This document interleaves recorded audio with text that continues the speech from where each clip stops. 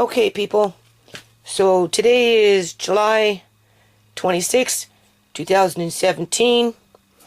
This stuff is going to Florida. That's how I'm starting my day. I'm getting a small box together. I'll show you. Obviously, my printer is broken. I told the lady who I'm sending this to, I couldn't send her any information because I couldn't photocopy, right? But as it turns out, people, brain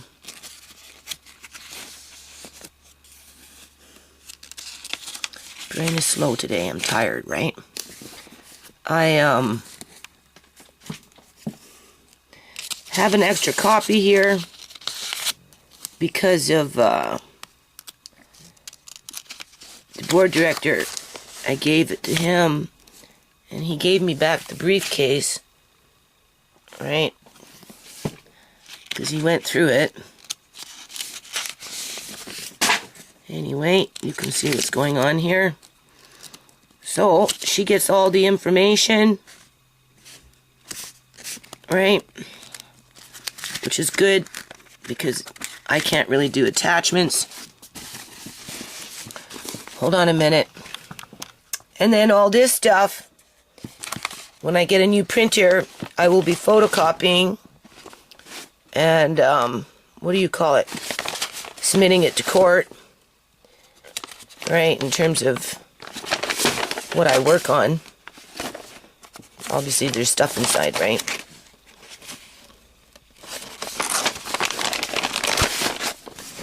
City of Surrey, what is it? Request delegation for council, extended hours of operation. That was in April 15th, 2004. Business license cancellation, right? Because I had a business set up for program development, community center. And anyway, 2004, new foundation for community partnerships, referral to province regarding extended hours of operation. They just passed the buck. Gaming enforcement branch, 50-50. That was approved, but because that never went through, April 21st, City of Surrey response. City of Surrey forward response to Rich Coleman. I booked an appointment with Rich Coleman.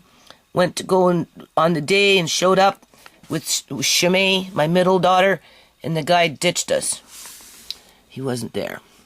October 6, 2008, regarding community garden besides front room, which they ended up, and then they referred me to a corporate surreal, who I met. 2001, letter response, school district 36, because I was trying to do stuff in 2001 as soon as I started this nonprofit. So they sent me a letter response. 2004, letter response, school district 36, right? Donated, what is those? Baseball mitts and stuff. I think they gave me a little thank you note. April 5th, 2007, letter response, school district. Obviously was trying to do something in 2007. 2007, Sue Hamill, letter of response. Jenny Kwong, letter of response. 2007, Bruce Ralston, letter of response. These are letters of support for the nonprofit that I was working on, people. These ones anyway, those three. I don't know about the schools, but probably just little thank you letters or whatever. It's in here anyway. Whatever it is, it's inside. I don't remember everything. 2005, letter response, Vancouver Canucks. Letter 2. I guess these are letters that I wrote. Minister of Education. Principal, New Westminster High School. Right? Superintendent District. 2007. Another MLA, 2007. Business Development, 2007. As you can see, I also wrote Gordon Campbell, 2007. He was the premier at the time. March 14th, 2005. So I wrote him twice. Federal Minister, 2007. That would mean that those letters are in there.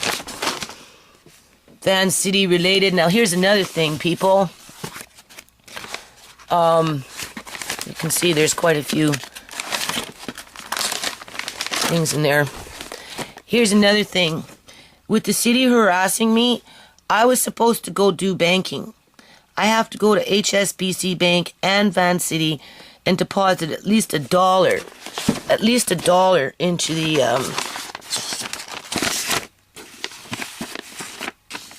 here's more. This is to whom it may concern. April something, to whom it, Dave Hare. He just ran me down the garden path. Tim Stevenson, he's a city councillor in Vancouver, 2006. Mr. Tett, 2006.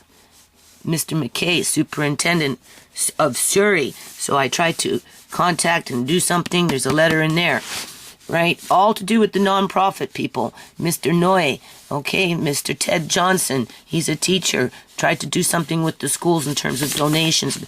So talking to the teachers. I don't remember what kind of teacher this is and what I was trying to do, but the letter is in there. Right? Something BC Lions. I was trying to get the BC Lions involved, right? Anyway, as I was saying, I need to go. Hold on a minute. Okay, people. Do you see this? These are old recipe cards. Back in the day from Betty Crocker. I like stuff like that. I was sorting them out. And then I got that letter from the city. And it's been sitting there ever since, right? Because I like things in alphabetical order and number, and correct numbers, right? You know, if I have a double set, so I'm looking for the missing ones and going into the second set and filling in the blanks for the missing ones to make one full set. But that's just sitting there. It'll probably sit there for about a week now. So, before I start my day, though, I have to do some stuff on the inside. I was doing laundry at 2 o'clock this morning, even though I was outside all day yesterday, and I'm going to do another load anyway, or two, before I hit the fan. And I'm kind of shaky, right, because I'm kind of tired, people. Like, it's just... So, some truck was beeping and rumbling last night. At 3 in the morning, and honest to God, people, like this is pathetic, and it was sounding like a work truck, like a city truck or something, like with those ringing bells, right? And the motor is running, and it's like right over here, and I'm like thinking, are those little bastards coming in the middle of the night and clearing out my yard so that when I get up in the morning it's empty? Like, I'm just waiting for that to happen, right? Considering the letters that that are being sent to my landlady. And my landlord, right? So anyway, I get out of bed and I'm running around and I'm running out in the street trying to see what kind of truck it is. I think it was one of those emergency trucks where people OD, right? Because at first I had heard a siren, so that's why I didn't really pay attention. But then after that, it sounded like a work truck, right? And so I'm like running around out there at 3 in the morning or whatever the hell it was, looking to see as it's dashing off, and I'm going out on my porch and I'm looking over my edge to see if my stuff is still there. And like, this is pathetic, people. This is like totally pathetic. But besides that point, as I'm feeling guilty and nervous now to do some laundry and to try and gather up a little bit of strength, right? Just so that I can start lifting heavy wood and using a skill saw on plywood and climbing on a ladder and trying to fit in angles when I don't even know what I'm doing as I'm picking away at the garage now, right?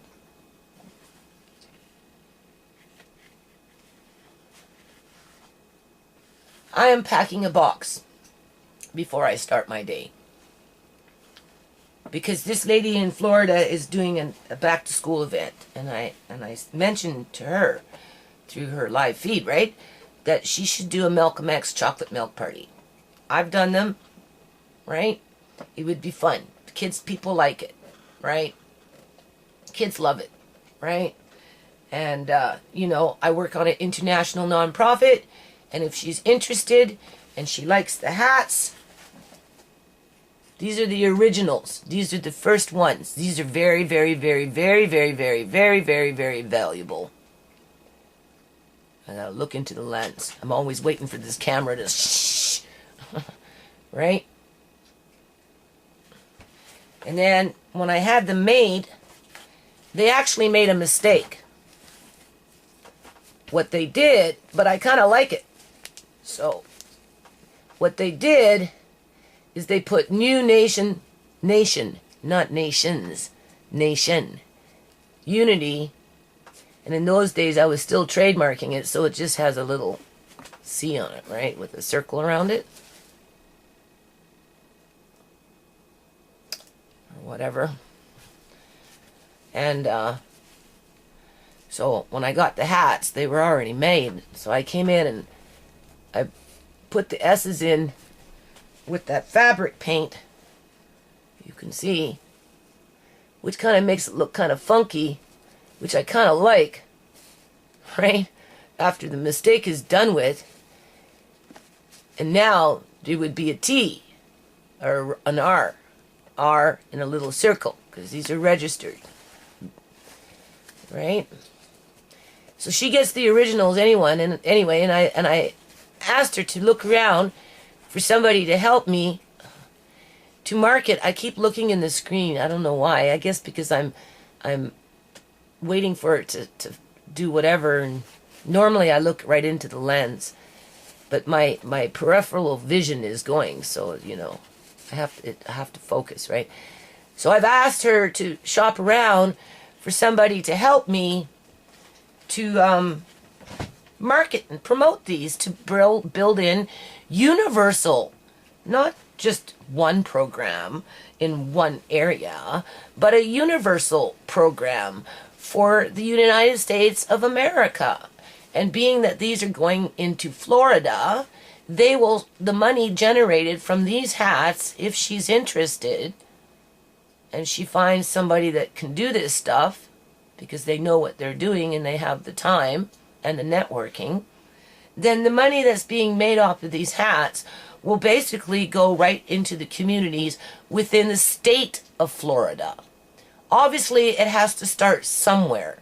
So it would start in her local area. It would benefit those children and those families and just individuals in their local area. And then as the program develops and establishes roots, then it branches into more districts or counties, and then it encompasses the whole state on a state level, just like on a provincial level, where 30% at some point within the charitable dollars coming in will be redirected into state programs to compensate for what is already there in terms of maintaining on the services and trying to improve them. So in other words, we come in with our nonprofit, because this is a nonprofit. She's not doing this for me. She's doing it for the nonprofit, right? If she does this, okay? So what happens is we start selling hats. Let's just say we start selling hats, and she sets up a little website, whatever, gets somebody to help her. It's all done through contract. That's what all those envelopes were for. She happens to get a full package of general information with the contracts involved. And at this point, people, it's only $3 a year. That's what I started out with back in the day when I first started the nonprofit, because my life was good. I lived in my house with Wally's house there with Pam. And, my kids were thriving, and Uncle John was happy, and I couldn't work out of the house, but I still wanted to do something. So anyway, here I am today. Okay, so they start selling these hats, and as they're being bought, we still have to work out the fine details, right? But in the grand scheme of things, as they're being bought in the state of Florida through the public, part of the profit goes into a trust account that will go into program development for that region or territory, right? And being that we're only working in hundreds of dollars, obviously that money is going to be very kind of isolated down just to a small group of individuals that are going to benefit from that. But as the program develops and this, money is accumulating, like they say, money talks, right? And if people are interested from these sales, a portion, because I work in percentages, will go into another trust account for the state itself, because the state will have programs in existence. The problem with that, though, is it's part of a budget, a state budget. And usually when governments are looking to save money for whatever reason, they will start cutting programs, and social programs happens to be one of the ones first on the cutting block. So what that 30% from our foundation does is it builds in that buffer. It builds in that safety net for the existing programs that are being operated on a state level, whether to help maintain on the services that they already have, because you have to think, when the workers come in, they're independent from the program, just like with this Mark dude. He's working for the city, he's following the city copy and paste, and and yeah, maybe he's a little high on his horse, but at the end of the day, he's following protocol, right?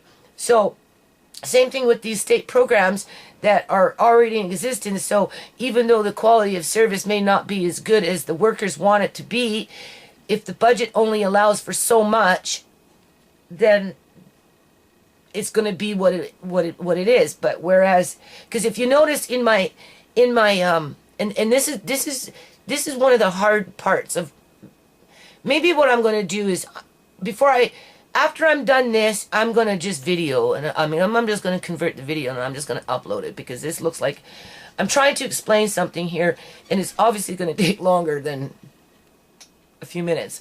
But all those letters to the superintendent, to the MLAs, to the federal MPs, to the teachers, to professionals, right? That's what that is that's a foundation trying to merge with a public corporation that has many public union employees. But that in itself is difficult, because when you're trying to make a donation to a government sector, like the school system, for example, there's a gray area in there where you can only do it in a certain kind of way at arm's length, where they keep full control of whatever it is that they're trying to do. So I'm going to use school restoration for an example. The nonprofit that I work on at some point, whether it's in the United States or in Canada, under the right conditions, could make hundreds of thousands of dollars, if not millions of dollars, in donations towards school upgrades in terms of earthquake readiness and that type of thing. But we couldn't do it in corporate partnership, where the nonprofit advertises that we're in partnership with this particular school district, and therefore we're using the school district's name in order to get those donations. Now, it does happen with hospitals and that type of thing. Oh, cats.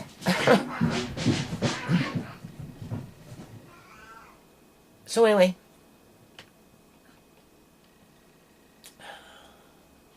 these hats can generate a lot of money. That's what I'm trying to say, right? And that money will be divided into operating expenses, creating jobs,